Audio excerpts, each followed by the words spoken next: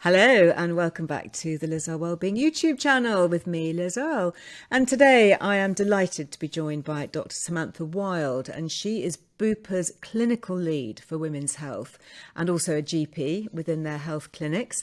And we're going to be talking today all about how mental health has such a role to play, whether it's how we handle stress at work, how we communicate with others in our relationships, or even the choices that we make for ourselves in terms of diet and exercise.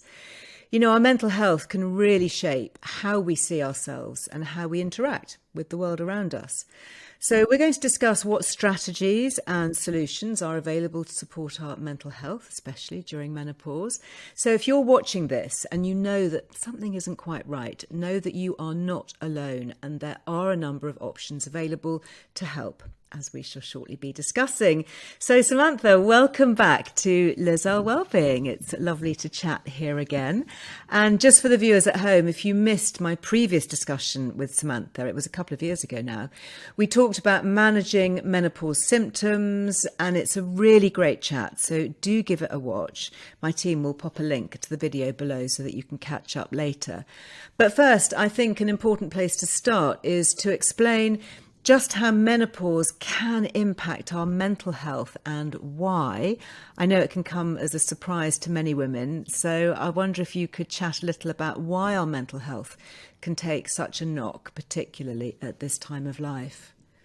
Absolutely. Thank you so much for having me back, Liz. It's great to be here to Pleasure. continue the conversation about the menopause and how it can affect us.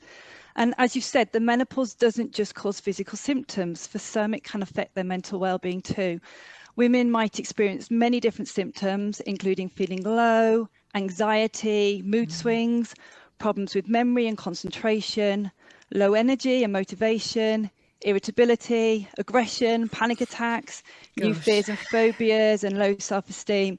And the list goes on and on. And in my experience as a GP, it is often these symptoms that bother women the most.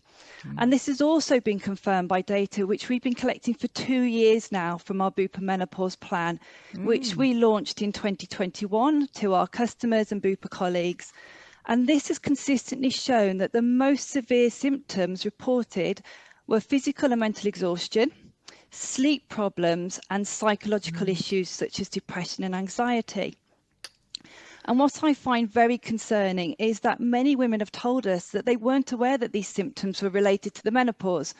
They assumed it was all hot flushes, as we know, and if they didn't have those, then they weren't going through the menopause, which we know isn't true. Yeah. So we explain that women feel this way because of the hormone changes that are happening in their brain as well as elsewhere in their body. And they might also find that living with some of the other symptoms of the menopause that they can experience may affect their mental health too.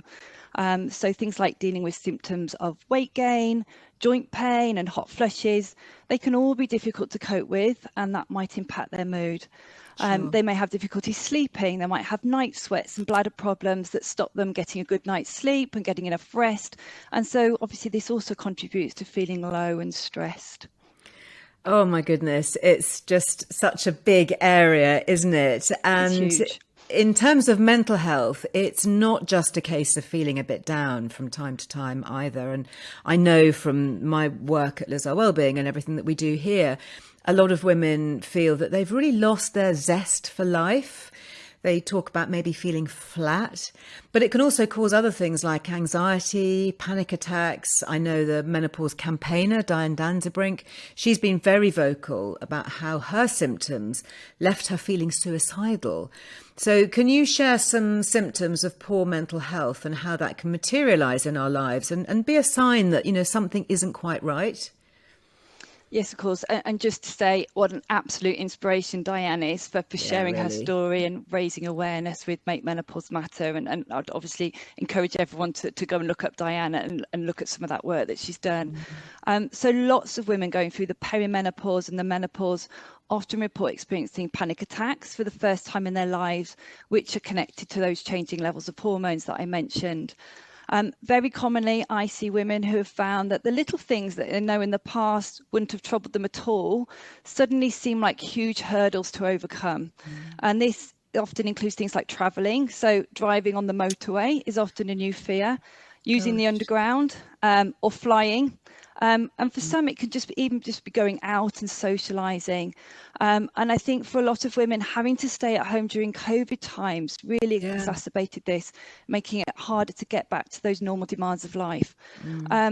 Women also describe having an incredibly short fuse, feeling like they've suddenly become the Incredible Hulk, when something can suddenly trigger a huge rage inside, and being so angry at people and they just can't control themselves. Then they feel really guilty and blame themselves and dwell on what's happened as well. So, you've got that horrible cycle there. Awful. And these symptoms, on top of anxiety, having low self-esteem and not wanting to go out, understandably affect people's relationships as well if a partner Sure. doesn't understand what a woman's experiencing or why. So it's not surprising that a lot of relationships break down at this time as well. I mean, it's hideous, isn't it? And it's so It important to is. be It aware of really all is. of this. So, I mean, those are some of the things, but there's more, isn't there? A lot more. Yeah. So yeah, unfortunately, in the working environment. So women often describe being in the middle of a presentation, experiencing brain fog, completely forgetting what they wanted to say, which then triggers anxiety. So they lose their confidence. They suffer from imposter syndrome, feeling that they can't do their job anymore. And again, they may feel that their colleagues are doubting their ability or talking about them behind their back. So this can affect their working relationships too. And so I think it's, understandable when we hear about these experiences that women aged between 45 to 54 have the highest female suicide rates. And that's why it's so important to improve awareness of all of these symptoms. Absolutely. And, it's getting that help that we really need and discussing it with somebody who is knowledgeable and open to the Exactly. idea of helping the menopause and seeing it as potential symptoms of that. So many women I talk to and I connect with saying that even if women do recognise there's an issue, they'll end up being wrongly prescribed antidepressants. And can you talk us through why antidepressants aren't the right solution for these women? Yeah, so I think you can understand why all these symptoms we've just discussed could be mistaken for depression, and therefore antidepressants prescribed, but they won't help the cause of these symptoms, which are due to those fluctuating hormone levels. So menopause guidelines are therefore really clear that antidepressants should not be used first line for these symptoms when they're associated with the perimenopause and the menopause, as there's no evidence that they're going to work. And the Healthcare Safety Investigation Branch have also flagged this as a concern now and made recommendations for mental health services to always consider the menopause too. So that's brilliant. That's something new that's recently happened. Yeah. And as you said, women do realise the difference. They tell me that they don't feel depressed. They might have experienced it before and they feel different this time, or they'll say, I don't have anything to be depressed about. So it's irrational. They can't understand why they feel like that. So there is a role for antidepressants for some women to reduce hot flushes and night sweats if they can't take HRT. Right. But that should be the only reason that it's prescribed. So therefore, the advice that we give to women is obviously seek support, as you said. If you're struggling with mental health and you feel it could be the perimenopause or the menopause, speak to your GP and consider whether HRT is right for you to try and help with those symptoms. Yeah. There's loads of lifestyle measures that all women should be taking. So eating regular, healthy, balanced meals, avoiding processed food and sugary snacks to help keep your blood sugar stable. And I know you've done lots and lots of podcasts about that, Liz. Yeah. Get some exercise if you can. Yeah, Again, that's going to really. lift your mood. We know that activities like yoga, Pilates, or walking are great for mindfulness and enabling you to de-stress. Try and get into a regular sleep schedule if you can. And again, this is really important, often neglected. We're all busy, we're all rushing around and we're all trying to get as much as we can into that day, but really important to get a good 7 to 9 hours sleep at night if you can. Make sure that you aren't drinking too much alcohol, as this affects not only your mood, but again, your sleep quality, which has that further impact on your mental health. And this can be the same for caffeine too, so don't have too much caffeine. Right. And and try and just schedule into your day things that you like to do, that you find relaxing, so you get some of that downtime. And finally, talk about it. We know that cognitive behavioural therapy can help with the emotional symptoms of the menopause, as well as some of the physical ones. So that's worth exploring. But talk to your friends and your family about how you're feeling. Speak to your colleagues at work if you're able to, so that they know, what you're going through, they understand, and then they can support you. Yeah, really, really important. I love all of that advice. And can you talk us through how the Bupa menopause plan works? I'm a big fan of this, and I think especially in relation to women's mental health. Let's explore that and how women can perhaps find a strategy that works for them. Certainly. So our menopause plan is specifically designed to support women through the perimenopause, the menopause and postmenopause. So we aim to encompass the identified customer needs of time with an empathetic GP who really understands their symptoms and their concerns. We have easily accessible longer appointments, and we provide reliable information and the National Institute for Health and Care Excellence approved treatment of HRT. Okay, so we're following the nationally approved guidelines. Prior to our appointment, the customer will be sent out a pre-appointment questionnaire to complete, and this has a menopause symptom checker as well. So this enables our GP upfront, before they even consult with the woman, to have a detailed overview of exactly what she's experiencing, to enable them to address their concerns as they come in. They then will have a 45-minute appointment, either remotely by a video appointment, or face-to-face in one of our centres with one of our experienced GP who has received additional menopause training. And that doctor will then listen to the individual's needs and discuss in detail, all those symptoms that we've talked about and the best evidence-based approach to try and take control of those.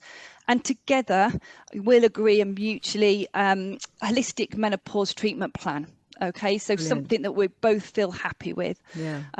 It's got to be, something that the woman feels able to, take on board and do what's right for her. So this will always include some of those lifestyle measures that we've talked about, and for most, hormone replacement therapy too. But this is not a one-size-fits-all approach. It is very much individualised. And we know that whilst reaching out and having that first appointment is really important, aftercare is equally as important as well. So we do include a 3-month follow-up, which is usually about half an hour, again with the same GP where possible. Great. To see how a woman's responding to her menopause plan, address any questions or concerns that she might have. So we just don't want women to feel alone during this process. And at that point, we can prescribe more HRT or other prescribed treatment if she needs it then. If she's doing well, we'd then recommend an annual review, either with us or with her NHS GP. We Amazing. also give women access to our Anytime Healthline nurses. So they're there 24/7, 365 days a year, and they have that access for that full year after the appointment.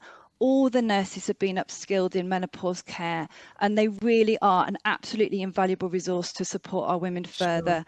I check in with the nurses regularly. They speak to women for hours on end, and the feedback that we get is absolutely amazing. So that's a really important part of the product as well. Do you know, it's such a good plan, and I love the fact that it's individualised. And when I talk to doctors, as I do, many doctors who specialise in menopause, they say that it's so rewarding, this kind of patient healthcare. It really because is. You see such great results and lives are changed, So many women tell me, my life has changed after 3 months. There's not many conditions we can do that with. It's just making sure that women get that support that they deserve. Yeah. Wonderful. Thank you so much, Sam. Thank you very much for your time. It's lovely to chat. Well, if you'd like to find out more, you will find all the information on the Bupa menopause plan just here. You can click the link below. And of course, do make sure that you click the subscribe button to make sure that you don't miss my next video here at Earle Wellbeing on my channel. See you next time.